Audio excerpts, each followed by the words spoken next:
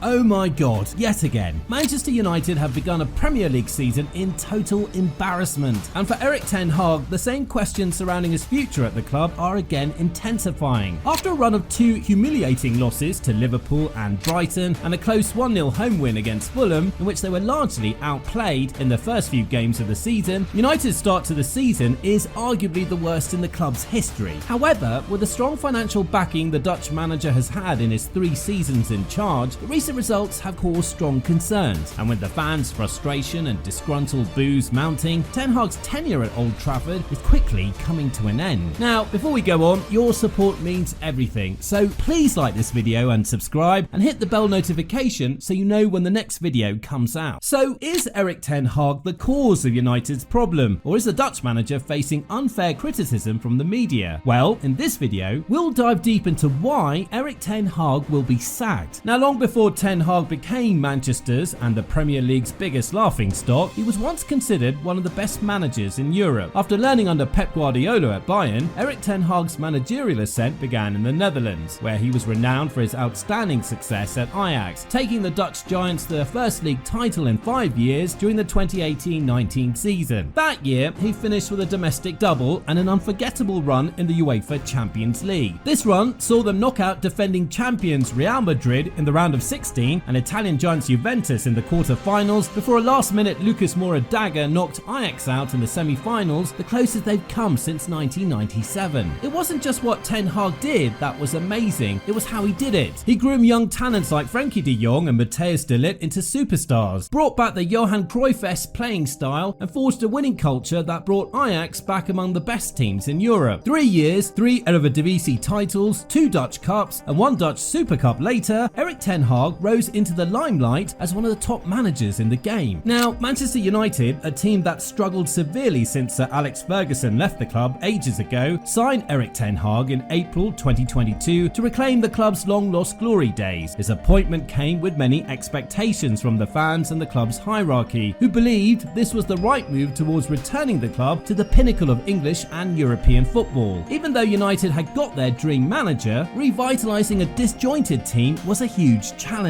In the words of United's former interim coach Ralf Rangnick, the squad needed a massive overhaul, as some players were underperforming while others lacked the discipline and ability to suit Ten Hag's new footballing ideology. This led to the departure of many squad players, including Paul Pogba, Jesse Lingard, Alex Telles, Nemanja Matic and Juan Mata. Despite the long list of outgoings, the Glazers-led Manchester United hierarchy backed the new manager in the transfer market with a handful of signings in the summer. The acquisition of Tyrell Malacia from Feyenoord, Lisandro Martinez from Ajax, Casemiro from Real Madrid and Antony from Ajax brought their total transfer spending to over 240 million euros. The early signs suggested a positive trajectory as Ten Hag implemented a tactical system that ended with a third-place finish to qualify for Champions League football and also won the Red Devils the Carabao Cup, the club's first silverware since 2017. Now, all these achievements in his first season earned him huge respect and belief from the fans and the entire United organisation, instilling a sense of hope for the future. Despite his initial promise, Ten Hag's following years in charge have been marred with inconsistency, disappointing results and bizarre dressing room fallouts, among many other controversies. One major criticism is how Ten Hag's tactical approach is largely rigid and inflexible to the team's strengths and the opposition's inadequacy. His adherence to a high-pressing, possession-based playing system has left the team vulnerable to counter-attacks, mostly resulting in costly defeats. His insistence on playing out of the back has been heavily exploited by most Premier League teams, as United's backline and midfield easily cave and crumble under the slightest pressure. Moreover, Ten Hag's reluctance to adjust his formation or make necessary in-game changes has been a recurring issue, failing to make effective substitutions and exploit the cracks in the opposition's defence. Another significant challenge Ten Hag faced was managing key and top players in the squad. Like every top coach in the game, managing various personalities in the team is equally as important as the tactics and strategy you implement on the field. His fallout with Cristiano Ronaldo is one infamous episode in the manager's tenure at the club. Ronaldo's public critiques of both the club and Ten Hag's methods and inconsistent appearances in game minutes sparked significant media attention and controversy. Ronaldo's eventual departure from the club in the January transfer window was a huge blow to the team, not just because of his goal-scoring prowess, but also because icing out one of the club's greatest legends was disgraceful. Jadon Sancho was another player United lost to Erik ten Hag's poor man management. After publicly exposing Sancho for being poor in training, Ten Hag also sent Jadon Sancho to train with the reserves, even though Sancho's rebuttal on social media didn't help matters. There were better ways Ten Hag could have handled that situation. After returning from his loan move to Borussia Dortmund, Sancho was eventually forced to join league rivals Chelsea during the 2024 transfer window, leaving an out-of-form Marcus Rashford as the most experienced winger in the team. Now, getting the best out of the new signings